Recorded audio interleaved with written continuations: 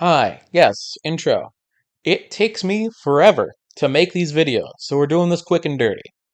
I had an epiphany while going through the fan reception after TennoCon 2025, reading posts and going back through the comments on the VOD for the main reveals. Which, gotta give props to that was an awesome TennoCon. I will be maining the Devil Frame, and I want to see if Proto Harrow has the Riz to pull me from the soft embrace of my dear Letitia. But I did spot one theory in the wild, brought up by a couple of different people, and that was Adis is the child of Natah slash the Lotus, which is a kind of valid theory. But I looked through their facts and evidence and found something even more damning for a different theory. A hunch, a crack theory that could blow the whole quest right open. I don't think Adis is Lotus's kid. I think Adis is the Lotus's younger self. Now, that sounds kind of bonkers at first, I'm not gonna lie, but if you hear me out, the pieces start falling into place quickly.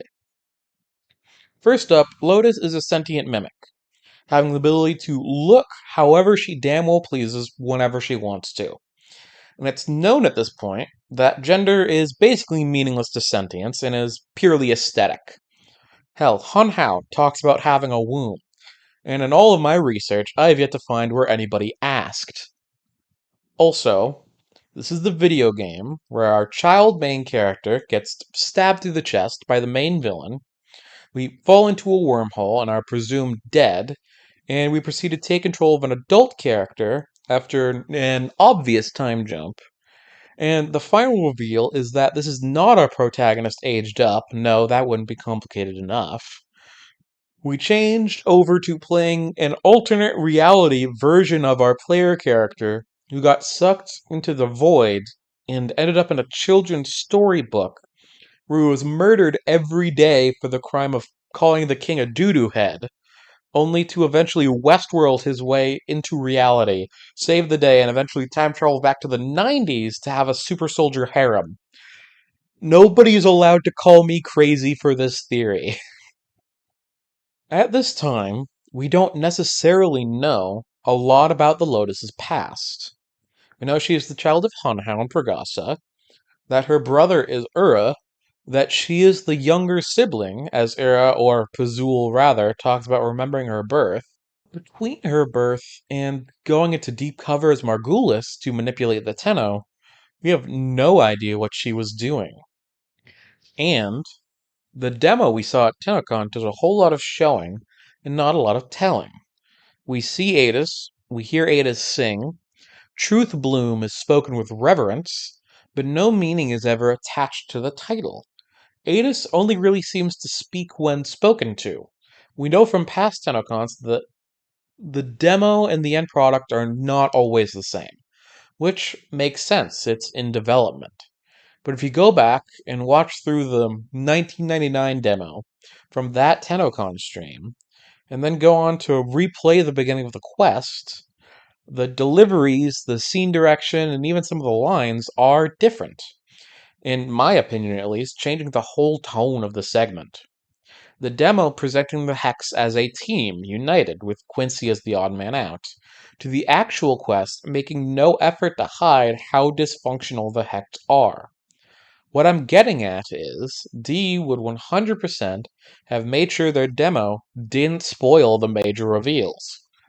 And watching it back with this in mind makes it obvious. Hey, look at Ballas's fit. Hey, look, Caliban Prime. Hey, look, it's a slur for sentience.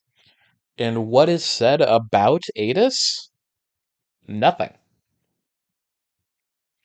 Okay, then, let's say Lotus is Adis then. How much sense would that make? Would that even be consistent with the character? Well, the consistent thing about Lotus is that she's inconsistent.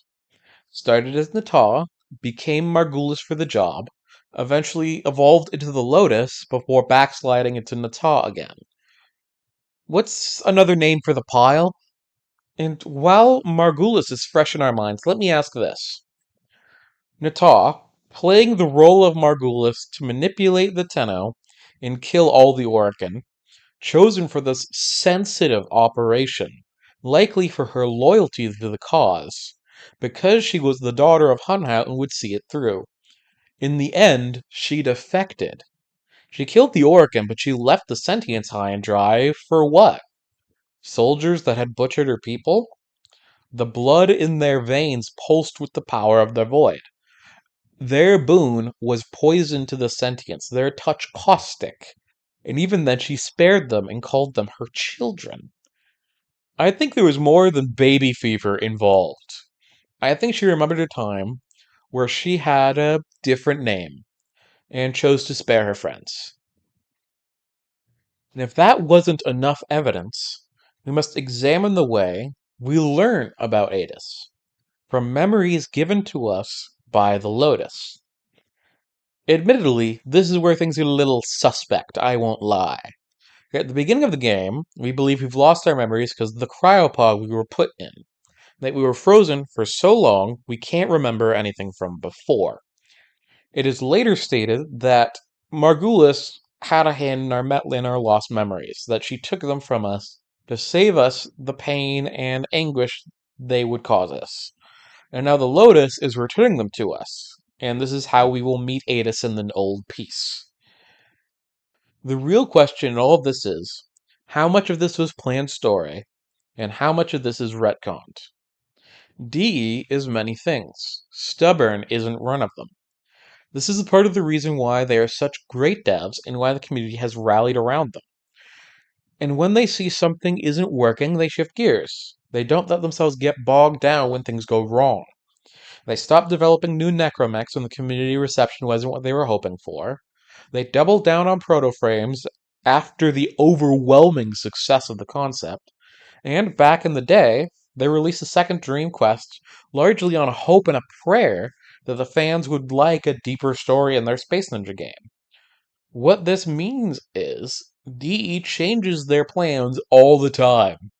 And when we are given conflicting information, are we supposed to assume that the newest statement is the new canon, or should we read deeper into it because it might be an in-universe discrepancy? I go on this whole tangent because, as far as we know, the original Margulis took our memories. So is Lotus giving them back meant to signify the canon has changed? That Lotus, as Margulis, took our memories? Or is this supposed to be suspicious? Because if the Lotus didn't take our past, how is she showing it to us? Maybe it's just a mental blocker. That we had the memories all along, she's just opening the floodgates. But I bet that's not it. I believe she's not showing us our past, she's showing us hers. But just the parts where they overlap. And that infamous line from Lloyd, the polluted history, implying that Lloyd knows more than we do, that he knows that this information is in some way altered. I bet you Lotus is obscuring her connection, trying to hide her past from the Tenno, trying to get to the important information without dropping the mom lore that would put the two of them in family therapy for years to come. Now, I will say, I could very easily be wrong. Maybe it is a retcon. Lotus took our memories after the Night of the Naga Drums when we were plugged into the well on Lua, and that's just the way it went. Maybe the first theory is true, and Adis is Lotus's child, and this was never brought up because of events we'll learn about in the quest. Maybe Lotus wasn't even born yet at the time of the old peace. She is the younger sibling between her and Ura, though we do know that Ura is alive and active at this time, as we know he is the creator of Caliban Prime. And its presence means that he, and by extension Hunhow and potentially Pragasa, could be present for the quest. I, for one, don't believe the Tennokan relay experience being set on Pragasa's remains is a coincidence. Regardless, I want to know what you think. If there's some evidence I overlooked that proves once and for all I'm a moron, I politely request that that information be brought to my attention. Or maybe you found some evidence that proves I'm right that I overlooked. I'm just getting started on YouTube, so that means if you hit the like button and set hi in the comments, it'd mean a lot. Catch y'all in the next one.